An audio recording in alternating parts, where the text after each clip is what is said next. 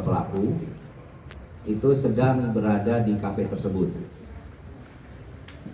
Kondisinya ada yang sedang dalam keadaan minum, ya.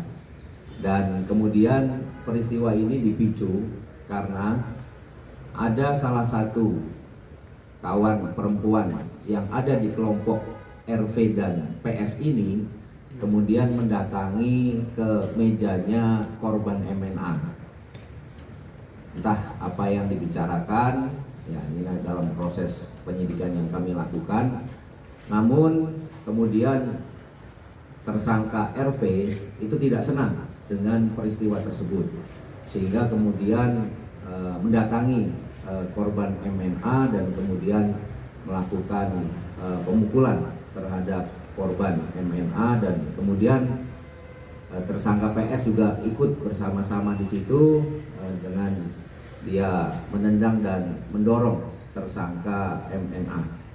Dari peristiwa tersebut terekam CCTV yang ada di dalam kafe tersebut, dan kemudian setelah peristiwa tersebut sebenarnya dari korban MNA belum melaporkan kepada kepolisian, hanya meminta visum saja, dengan harapan pada saat itu kami tanyakan kenapa tidak langsung melapor kepada Polri, karena mereka ingin ini ada jalan damai.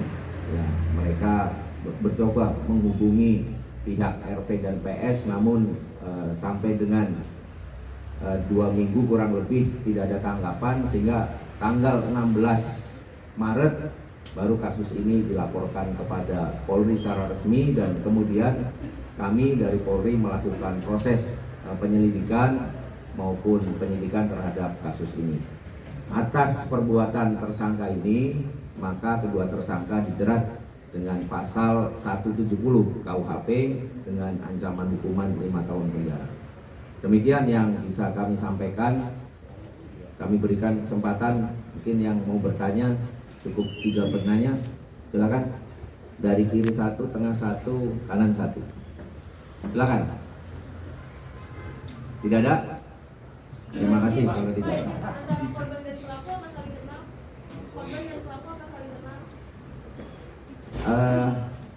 Ini masih kami dalami karena memang mereka berbeda meja, mereka berbeda grup, ya, dan datangnya pun acaranya berbeda. Kalau RV dan PS ini datang untuk menghadiri acara ulang tahun temannya yang memang mengundang mereka untuk hadir di tempat itu.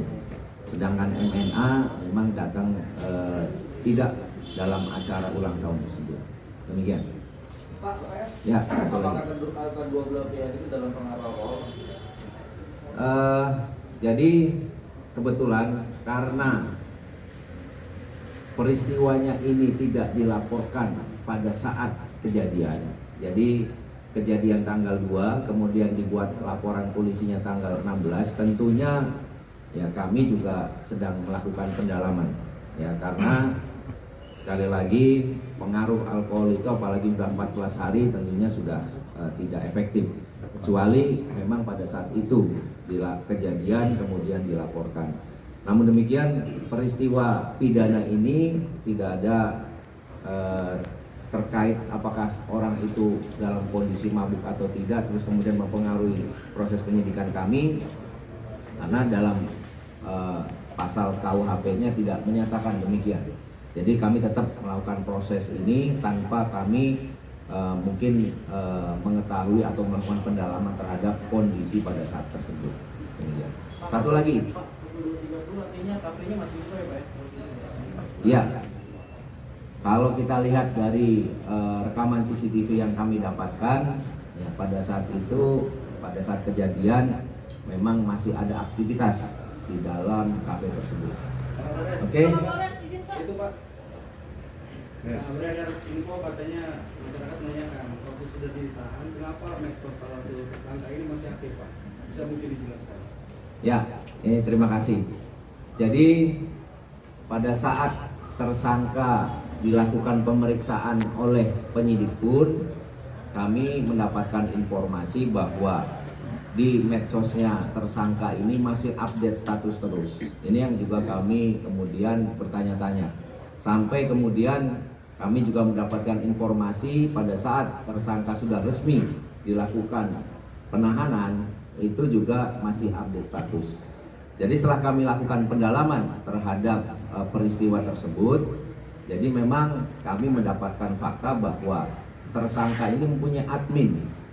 Admin ini yang selalu mengupdate dan menjawab status-status yang ada di media sosialnya.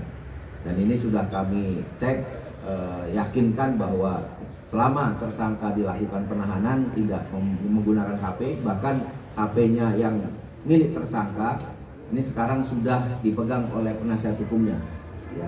Jadi pada saat akan kami lakukan penahanan, itu barang-barang milik tersangka sudah diterima oleh penasihat hukum, dan untuk update statusnya ini dilakukan oleh admin dari tersangka PS.